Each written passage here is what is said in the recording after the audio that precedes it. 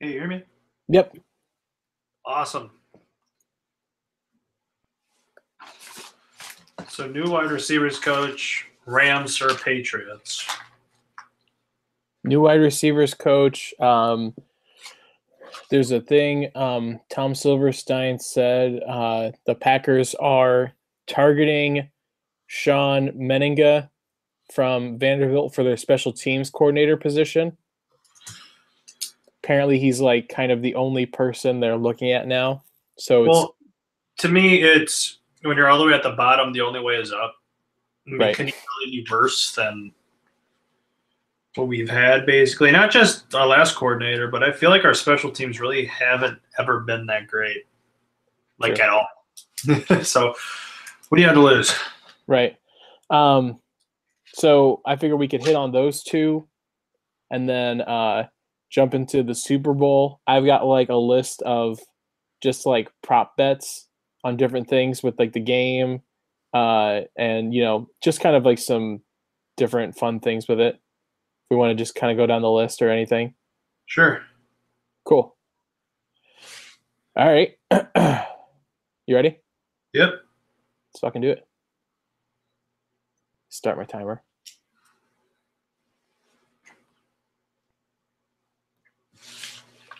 Welcome in, everybody, to another edition of the Pack a Day podcast. Thank you so much for joining us today. My name is Dan Kotick. My partner, as always, Chris Schimmel, doing our best to survive the polar vortex of 2019. Chris, how are you handling the weather that I'm sure a vast majority of our listeners are trying to weather, to forgive the pun there?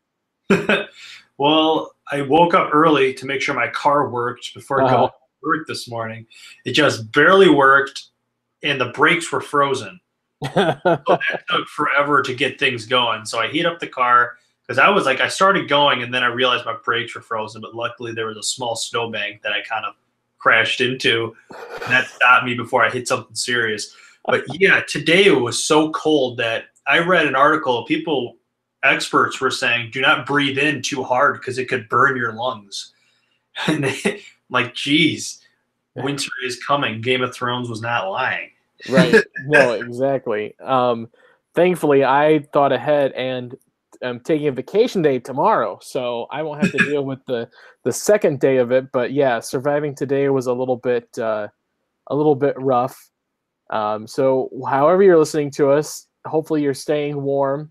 If you're listening to us from somewhere that's not affected by the polar vortex, I give you a very hearty screw you and welcome you to the podcast regardless. So today we want to talk about, we're going to hit on the Super Bowl a little bit coming up. Obviously, there's a lot to talk about with that. Not anything really Packers related, but when the Super Bowl comes around, no matter who you root for in the NFL, you kind of have to make a mention of it, I think. Before we get into that stuff, though, Chris, kind of two main things to the Packers news-wise that have come down in the last day or so. With the coaching-wise, Matt LaFleur trying to fill out his coaching staff. The confirmed one is the new wide receivers coach, Alvis Whitted, as I hope is how you say that. The wide receivers coach from Colorado State. He was there for 7 years. The program at Colorado State, not the best, but they were averaging over 300 passing yards last season. So he's a guy that he has NFL experience. I think I saw 9 seasons in the NFL as a wide receiver. He seems like a guy that is at least forward thinking with the passing game. And honestly, Chris, I don't know what you think about this. He could probably be one of the more crucial hires for this coaching staff, because that was kind of one of the things last year, was that butting of heads between the old wide receivers coach and Aaron Rodgers in that passing game. And a lot of people kind of pointed to that as an issue. So Alvis Whitted could be one of the bigger hires in this offseason. Oh, yeah, definitely. You take a look at some of the studs that he's been able to coach up in college. You take a look at 3 All-Americans I saw that he coached in college. You have, Michael Gallup. And I take a look at some of his numbers. You take a look at in the last 2 years, 2,690 yards, 21 touchdowns. Then Rashard Higgins, over 3,500 yards, 31 touchdowns. So, 3 All-American studs. But, yeah, it's really big for the wide receivers coach because I feel that it's been a touchy topic for a while. I mean, you had in, 2015, Alex Van Pelt was both the quarterbacks coach and the wide receivers coach. They tried that out. That didn't work. Then they got Luke Getsy, who's now back. And then Edgar Bennett was gone. So, yeah, this is a huge, crucial position. And it's going to be even more with these receivers having to get on page with Aaron Rodgers, especially during the scramble drill. And really, with Randall Cobb leaves too, they're going to need leadership from a guy who's had a lot of NFL experience. Even though Alvis Whitted didn't have a huge, stellar career, his experience and especially what he's done at Colorado State should help out a lot, I think. Yeah, I think so too. And, he's a guy that has experience coaching younger players. And you've got a wide receiver core that, most of those guys are 2-3 years out of college. So, they're basically just kind of trying to take the next step right now. And now you've got a guy that, has experience with some of these younger players and hopefully can ease that transition a little bit. A couple of interesting notes about Alvis Whitted. You mentioned went to NC State, was actually a state championship sprinter as well, and competed in the Olympic sprinting trials against guys like Michael Johnson and Carl Lewis back in the 90s. And then also I saw this on Twitter today. I forget who tweeted it out, one of the Packer accounts. Alvis Whitted actually had one reception for the Oakland Raiders in the famous Brett Favre game on Monday Night Football, the day after, or the game that was after his dad passed away. Alvis Whitted played in that game against the Packers. I think he had one catch for 8 yards. It was a little slant across the middle, and that was it. But just some interesting notes for Alvis. Yeah, and then right after that catch, people thought, someday that guy's going to coach the Packers wide receivers, man. Someday that guy's going to be the linchpin of one of the most impressive quarterback offenses in the history of the NFL. Right, and I liked what you said about him. He's had experience in the pros.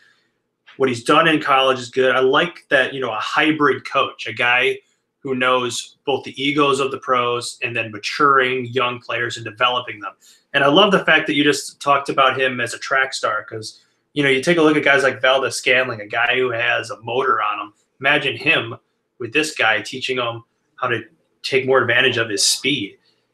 So I think so far everything, all the hires so far I've really liked. I haven't really seen anything that's a red flag at all. If anything, this one is I have to admit it surprised me because you're like, this guy, Colorado State, what? But then also you look into it and you say, oh wow. It's been a coaching staff that's filled out with a lot of. I think somebody wrote this. They said lacking in age, but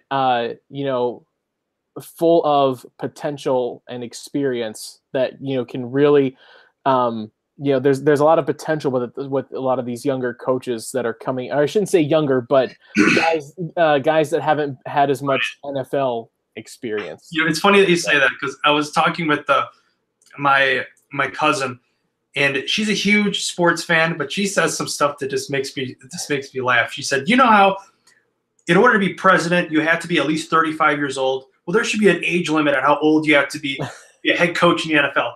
Matt LaFleur, he's 39. He's too young.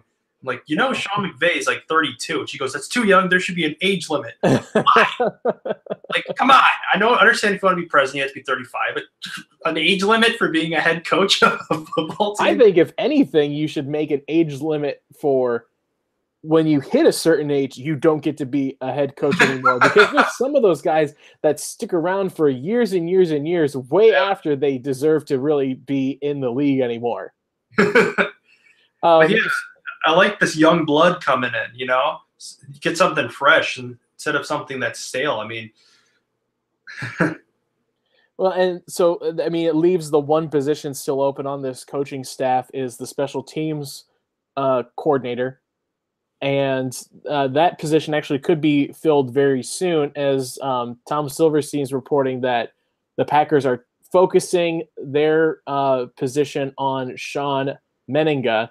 He's currently the Vanderbilt special teams coordinator. He was an assistant special teams coach with Cleveland 7 years before that. And actually, before the Hugh Jackson era kind of got started, his special teams ranking very high, didn't rank below 15, was even ranked second in 2012, and has some familiarity with the current team, coached alongside Mike Pettin, obviously, and worked with Tremont Williams as well. So interested to see how that kind of progresses, but really outside of special teams now, that's the only open position left. And you could call that one too, Chris, like maybe the third most important one, or one that people are looking at the most in this offseason. You had offensive coordinator, special teams, and then you could maybe throw in this wide receivers coach just because it kind of plays into the whole passing game of the offense as well. But special teams coordinator with Ron Zook the last couple of, can we real quick, can we talk about how the hell Ron Zook was coaching the special teams of the NFC Pro Bowl team? You know, I seriously don't. That just shows you once again, Pro Bowl is so stupid. I mean, seriously. I don't understand what he's done, how much money he had to pay to get on the field. I mean, I hope nobody paid for his plane ticket. I mean, come on. And the fact that that guy was still coaching at the end of the season. Yeah. Crazy. You know, I think I said in a previous podcast, a buddy and I were having a bet of who's going to get fired first, McCarthy or him. And my money was on him, so I lost. So I like that you brought up, Sean, that guy, because you're saying, how they ranked second in special teams during a year. Hell, if they ranked 20th, that would have been so much better than what we've had. The Packers, even without Zook, this whole decade, I feel they haven't been that good at all. If I was a special teams coach, I would say to Mason Crosby, Mason, you don't even need to come talk to me and ask me what to do. Kick the ball out of the end zone every single time unless it's an obvious onside, okay? Because nothing really works. You know what I mean? The squib kicks and all that. So hopefully this guy, if they get him, comes in and really shakes things up. Once again, people think Vanderbilt. Same thing like with Colorado State, like Vanderbilt. But, hey, anything is better than what we've had the last couple of years. Exactly. So that's where we're at Packer-wise. One more game left in this 2018-2019 season, Chris. It doesn't involve the Packers, but it does involve all of us as NFL fans. And I thought it would be fun for you and I to go through some of the the Super Bowl prop bets. Obviously for entertainment purposes only, but if you're, trying to make a buck or two against somebody that you're watching the game with on Sunday to say, how long the national anthem is going to run, or, whatever, we'll give you some tips here. So, the first one, Chris, is just the overall spread. The stuff that I found was giving the New England Patriots 2 points going into the Super Bowl, with an over-under total of 58. Where do you fall on the spread? I would actually have to agree with you. I feel that as long as Tom Brady and Bill Belichick are on the field together, they should be favored in every single game they ever play, including preseason. Like every game. Like there's, especially after the Super Bowl against Atlanta, you cannot bet against them. I find it absolutely crazy. So unfortunately, yes, I'm cheering for the Rams. Right. But just saying, if I had to bet my life, I would, of course, bet on the Patriots. So I have the Patriots, 2 points you say is pretty good.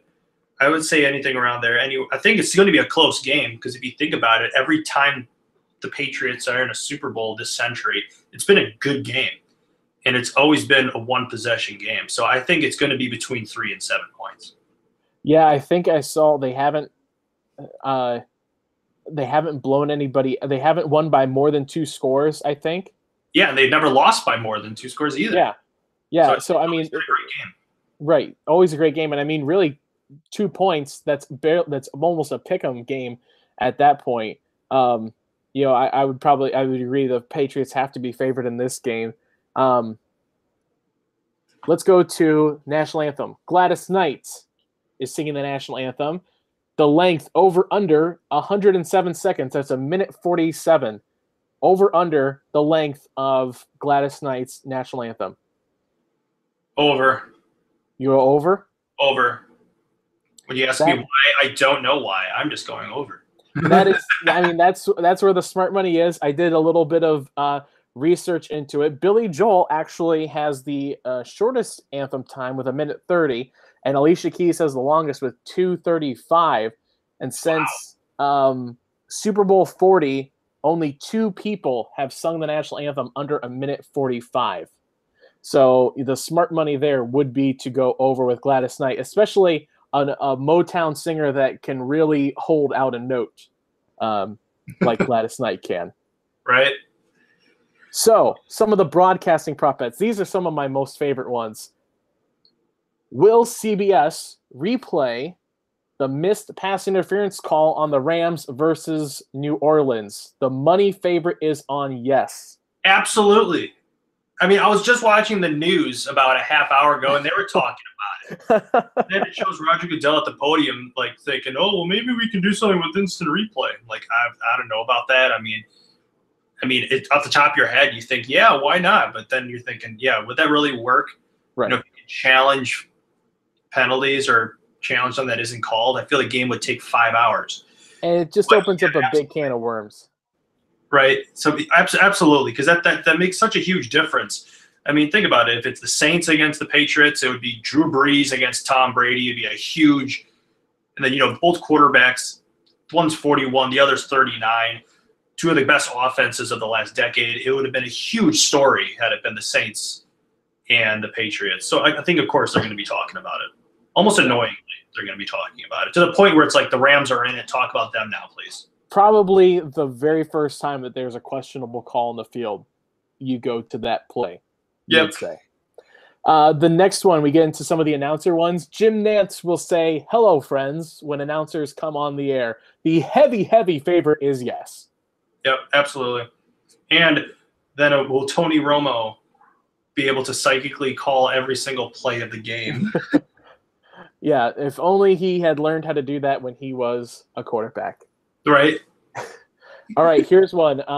Over under 2.5, the number of times that Jim Nantz and Tony Romo say Gronk. Gronk? Oh. Not Gronkowski or Rob Gronkowski, but Gronk.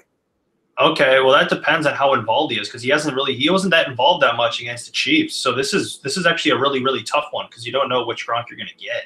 Right. What was the over under? 2.5. 2.5? Yeah. I'm going to say over.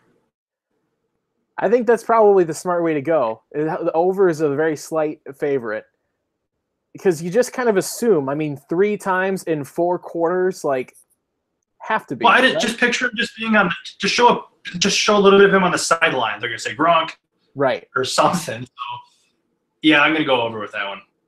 Here's an interesting one in the same thing. Will Jim Nantz or Tony Romo say GOAT? The favorite is actually no. They will not say GOAT, in a reference, obviously, to Tom Brady. Greatest of all time. Mm-hmm. Where do you fall on that? Account, or does it have to be GOAT? It has to be. It says GOAT, so we'll say it has to be GOAT. Not greatest of all time, but has to be GOAT. Okay, because I've heard Tony Romo say greatest of all time several times, but not GOAT. So I'm going to say blow. And this is the thing, because here's the other one that I think Tony Romo throws the betting off of all this. Jim Nantz or Tony Romo will say Hot Lanta. I think Tony Romo is such a dork that he will say almost all of these things. And so it throws the betting lines off of everything, because I can hear Tony Romo saying, "Oh, Jim, you don't know what you're going to get in Hot Atlanta." Oh, Tony Romo's been all over the news, getting so much media attention lately. I feel he's going to go even over the top during the Super Bowl. Yeah. Let's think about it. This is the first time he's ever at a Super Bowl. Right. Ever. Think about it. So I think he's going to be going nuts, hopefully. I mean, I hope he does. I hope he puts on a show. That'd be hilarious. All right, here's a couple, not to get political, but they involve Donald Trump. But actually, I mean, it's completely apolitical if you want to believe me. Total number of times that Donald Trump tweets during the game. The over-under is actually 1. So does he tweet one single time during the game of the Super Bowl? I didn't do my homework on Trump's history tweeting during the Super Bowl. Does he have a history of tweeting during it? Did he tweet a lot last year? To be honest, I didn't look. I didn't do my research on this one either. Well, of course, we all know about his alleged bromance with Tom Brady. True. You know, of course, the last time they won the Super Bowl to the White House. Maybe he might tweet about that. If the Patriots win, he better come this time. So he might say that. So I'm going to say, or of course, if something bad happens during the national anthem, right, something like that, he's going to, even if it's like a bad singing performance, he might say something. And so I'm going to say at least once, and probably between 1 to 3. I'd say. And the thing too, like, it doesn't necessarily have to be about the game. Like, it could just be anything that he happens to, tweet out while the game was going on. Oh, okay. So like he could tweet, to Netflix wondering why Ted Bundy is so hot. It doesn't matter. Okay. That I'm gonna say 1 to 3. Yeah. I have to imagine yes. I mean, it seems like he's the Tony Romo of tweeting presidents. Like, he's a wild card tweet wise. You just don't know. He could tweet 20 times. He might not tweet at all. Here's a couple of interesting ones, and I think this is one actually it's done for every single president. What's going to be the Trump approval rating on this is what's going to be higher on the day after the Super Bowl? His rating, his approval rating, or the yardage of the longest field goal made in the Super Bowl? Currently, right now, he is at a 43%, according to Rasmussen. Field goal wise, the average since 1994 on made field goals is 34 yards. What's your take? Which one is higher, his approval rating or the longest field goal of the game?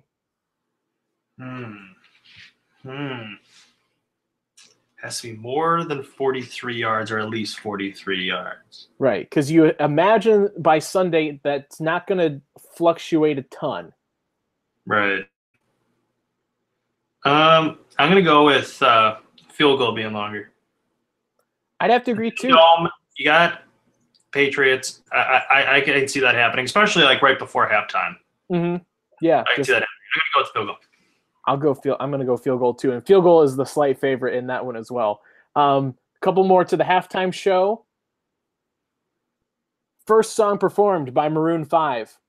Right now, the favorite is "Moves Like Jagger." At 1,000 to 1 odds, it's "One More Night" and "Girls Like You." You've also got "This Love," "Sugar," "What Lovers Do," "Sunday Morning," a bunch in there. Do you have a favorite Maroon 5 song? Oh, you're asking the wrong guy. No, I'm the kind of guy where you can tell me the song title and I'll say what, but then you'll play it and I'll know what the song is. Oh, but I'm not sure. One thing I'll ask you about is, will they put on a better performance than Justin Timberlake last year? Because I don't see that happen. I don't think so. That was top JT. Overall pretty good. But Maroon 5, What Lovers Do, I think that one, I don't think they're going to start off with that one. That's not a song I think that you'd start off with. What do you think? Yeah. I mean, for this one, I always pick wrong. I think you got to go something a little bit more upbeat, and so I think grand entrance. I think that's why "Moves Like Jagger" is the favorite for this one. Yeah, that one probably. Yeah, I could see that, or "Sugar," because that one's kind of got like a little fun, upbeat thing to get things started with. Will Christina Aguilera make an appearance during the halftime show, since she sang "Moves Like Jagger" with him, and he obviously works with her on The Voice. There's already two other, Big Boy and Travis Scott, are already going to be performing. Do you think Christina Aguilera makes an appearance? Oh, geez, I wish you should have told me to bring a quarter. I could just flip the coin. I'm going to go with yes. Okay, the favorite right now is no. No? Yes. Wow, okay. All right, I'm gonna come at you with these last few ones here, machine gun style. So I want yes or no. I'll kind of give you where the odds fall.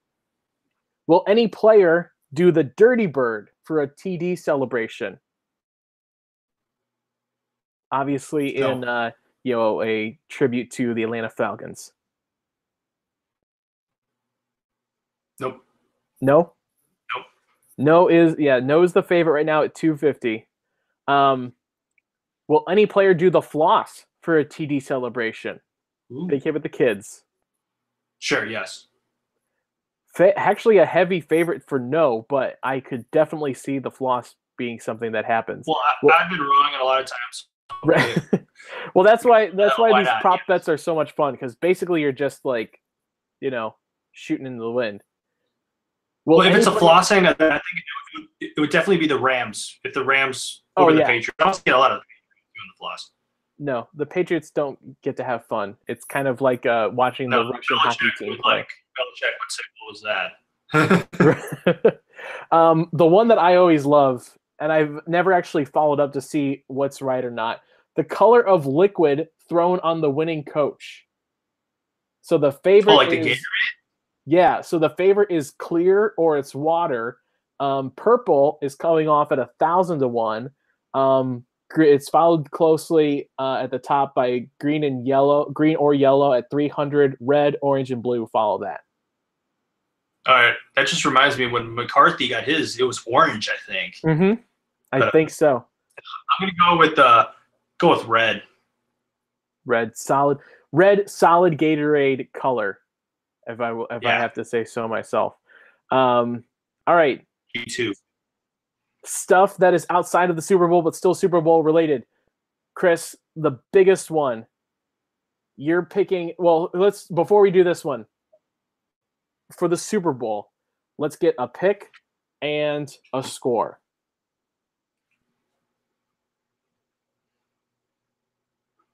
Oh. Let me think. All right, obviously, I'm doing a one-score game because this is a Patriots Super Bowl. Right. I mean, personally, I think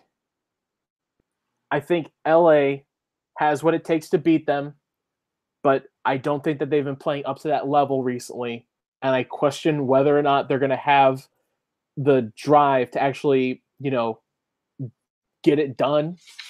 So I picked the Patriots to win in a close one.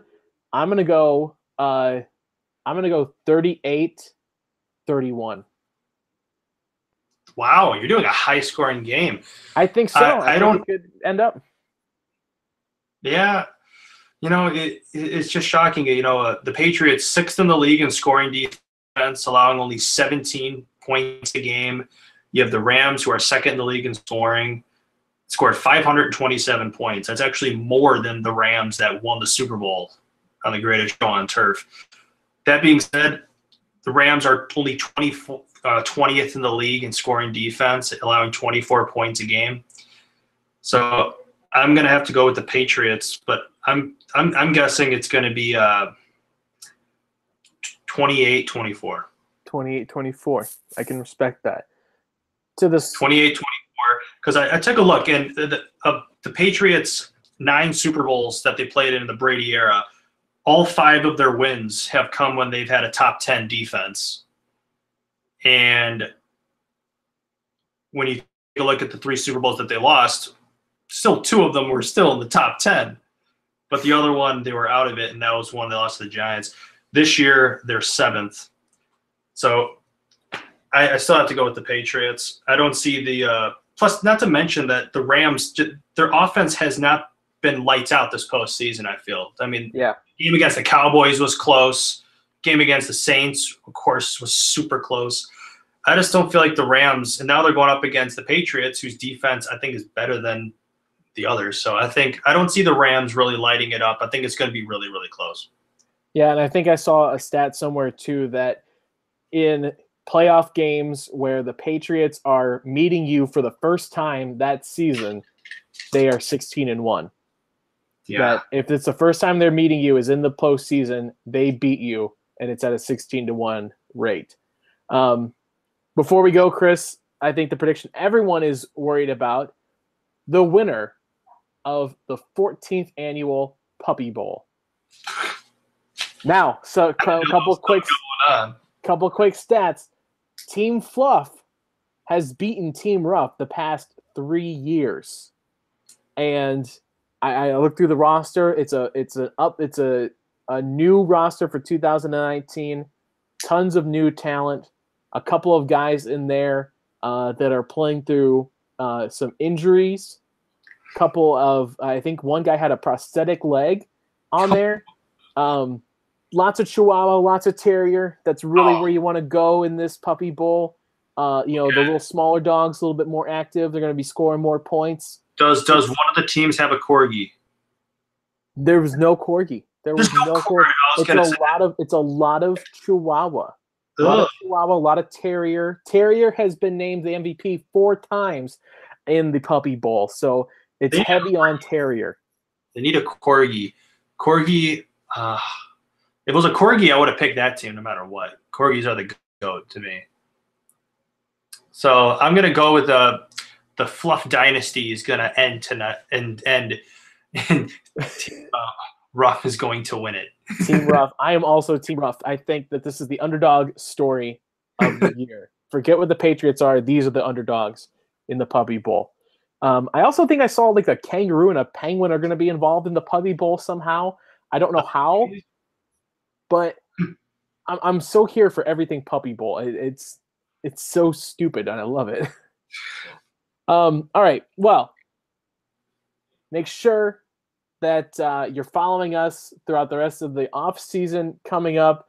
I'm glad that we got to sit here, Chris, and talk Super Bowl stuff, even though the Packers aren't involved in it. It's the culmination of, the entire season. I wanted to call it the Super Bowl, but like everyone calls something the Super Bowl of whatever, and this is the Super Bowl. And so it's always a good time. It's kind of like Christmas or Thanksgiving. You can eat whatever you want and nothing counts against you. So hopefully you enjoy it. I know I will be enjoying it, and hopefully also things thaw out by that time as well. So like we said, as always, thanks for listening to us today. Make sure you're listening to us every single day throughout the rest of the off season. Make sure you're following us on Twitter and everywhere else that you get the podcast at Pack a Day Podcast. Follow Chris and myself on Twitter. Chris at Chris Schimmel, myself at DK all the way. Always appreciate it. And even though there's no Super Bowl or game being played on Sunday, we always finish with the best 3 words: Go Pack Go. Go Pack Go. All right. By the way, I looked at the Patriot offenses throughout the Brady era. Yeah. Guess where this Patriot team ranks in terms of points scored? I mean, I can't imagine it's that high. 11th. Wow. 11th. Seriously, I took a look. 10 teams. 11th out of how many years? I think 11 out of 18. Yeah, that sounds about right. It's below average. Yeah. In fact, I took a look. Their 2003 team that won the Super Bowl averaged only 21 points a game. In a completely different NFL. Right? 21 points. I mean, when you think about it, if you're technically adjusting for inflation for how offenses grow each year, they're kind of just on a steady, pace. Because their point total this year is basically what you would call 21 points, right, several years ago. That's funny. Yeah. So it's going to be an interesting game. Hopefully we have I don't see it being a blowout at all. Yeah. As much as this season sucked and I'm rooting against the Patriots all the way, as long as it's a good game, like if it's a fucking blowout, I'm going to hate it. And it's just going to be the worst capper to this season. Not just that, but let's face it, the Chiefs should have won the game. You had roughing the shoulder pad for Brady. And then you have the offsides where he throws a pick, even though the ref throws the flag super late. Like usually, like when a person's in the neutral zone or offsides, right when the ball is snapped, you see the flag. It's like he waited. Yeah. Interception, throw the flag. Give me the guy. No wonder people are like, "Oh, Brady's 41 years old." It's like, yeah, he can't get hit. He's going to play forever. Right. Exactly. But hopefully, if they give that to Rodgers, then hopefully Rodgers has another good 6 years left. Yeah, I mean, I hope so. I mean, that's what I was saying. Is like he's at least got 3 years. It can be longer if he stays healthy, but you can get 3 years, and if you are smart about it, you can Tom Brady him for a few more years. Yeah. Yeah. Well, long day today. Oh yeah. Yeah, I'm fried. Well, keep warm this week. Yeah, you too, man. Get your brakes. Go put a blanket around your brakes or something, man. It wasn't funny at the time, but it's right. Funny. I was gonna say it's funny now because like you're not hurt and the car is car's fine. Okay, yeah. Now it's funny, but yeah. Yeah. Well, take care, man. You too. Later. Yeah.